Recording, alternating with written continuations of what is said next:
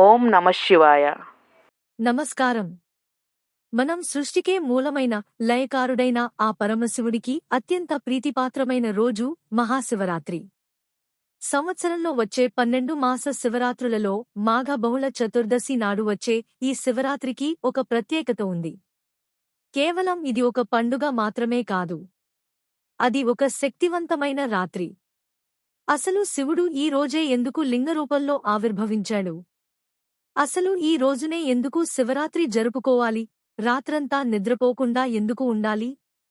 ఈ ఒక్క రాత్రి చేసే ఉపవాసం మన జీవితాన్ని ఎలా మారుస్తుంది అని తెలుసుకునే ప్రయత్నం చేద్దాం. లింగోద్భవ కథ. పురాణాల ప్రకారం ఒకానొక సమయంలో సృష్టికర్త అయిన బ్రహ్మదేవుడికి సృష్టిస్థితికారుడైన విష్ణుమూర్తికి మధ్య ఎవరు గొప్ప అనే వివాదం తలెత్తింది. ఈ వివాదం కాస్త యుద్ధానికి దారితీసింది. ఆ వివాదాన్ని పరిష్కరించడానికి పరమశివుడు ఒక అనంతమైన అగ్ని స్తంభం రూపంలో వారి ముందు ప్రత్యక్షమయ్యాడు. ఆ స్తంభం యొక్క ఆదినిగాని అంతాన్నిగాని ఎవరు కనుగొంటారో వారే గొప్ప అని శివుడు పలికెను. విష్ణువు వరాహ రూపంలో భూమిలోకి వెళ్తాడు. బ్రహ్మ హంస రూపంలో ఆకాశంలోకి వెళ్తాడు. కొన్ని వేల సంవత్సరాలు వెతికినా ఎవరికీ ఆ స్తంభం అంచు దొరకదు. విష్ణువు తన ఓటమిని అంగీకరించి పరమశివునికి నమస్కరిస్తాడు.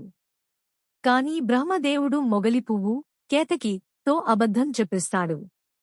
అప్పుడు శివుడు ఆగ్రహించి ఆ అగ్నిస్తంభం నుండి ప్రత్యక్షమై బ్రహ్మకు శిక్షగా లోకంలో పూజలు ఉండవని శాసించారు. శివుడు ఇలా లింగరూపంలో ఆవిర్భవించిన ఆ మహాపవిత్ర సమయాన్నే మనం లింగోద్భవ కాలం అని అంటారు.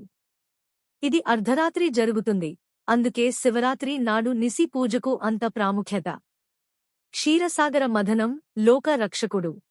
పురాణాల ప్రకారం దేవతలు, అసురులు కలిసి అమృతం కోసం సముద్రాన్ని చిలికినప్పుడు అమృతం కంటే ముందు భయంకరమైన హాలాహలం, విషం పుట్టింది. ఆ విషం లోకాలను దహించివేస్తుంటే దేవతలంతా మొరపెట్టుకోగా శివుడు ఆ విషాన్ని తాగి అది కడుపులోకి వెళ్లకుండా తన కంఠంలోనే నిలిపివేస్తాడు. ఆ విషం ప్రభావం వల్ల శివుడి కంఠం నీలం రంగులోకి మారుతుంది. అందుకే ఆయనను నీలకంఠుడు అని అంటాం. శివుడు విషాన్ని మింగి లోకాన్ని కాపాడినందుకు కృతజ్ఞతగా భక్తులు ఆ రాత్రంతా మేల్కొని భజనలు చేస్తారు. శివపార్వతుల కళ్యాణం.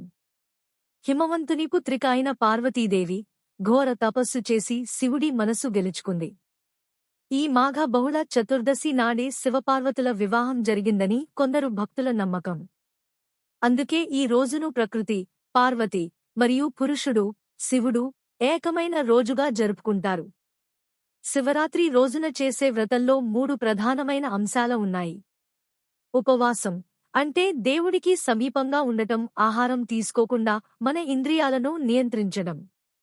అభిషేకం, శివుడు అభిషేక ప్రియుడు. శుద్ధమైన నీరు, పాలు, పెరుగు, తేనె, నెయ్యితో చేసే పంచామృత అభిషేకం అంటే శివునికి ఎంతో ఇష్టం. ముఖ్యంగా మారేడు దళాలతో పూజించడం వల్ల 3 జన్మల పాపాలు తొలగిపోతాయని నమ్మకం. జాగరణ అంటే మనస్సును మేల్కొల్పడం. ఈ రోజు భూమి యొక్క అయస్కాంత శక్తి మరియు గ్రహాల స్థితి వల్ల భూమిపై శక్తి తరంగాలు చాలా వేగంగా కదులుతాయి. మనం నిటారుగా కూర్చుని ధ్యానం చేయడం వల్ల ఆ శక్తి మన శరీరంలోకి ప్రవేశించి ఆరోగ్యాన్ని, ప్రశాంతతని ఇస్తుంది.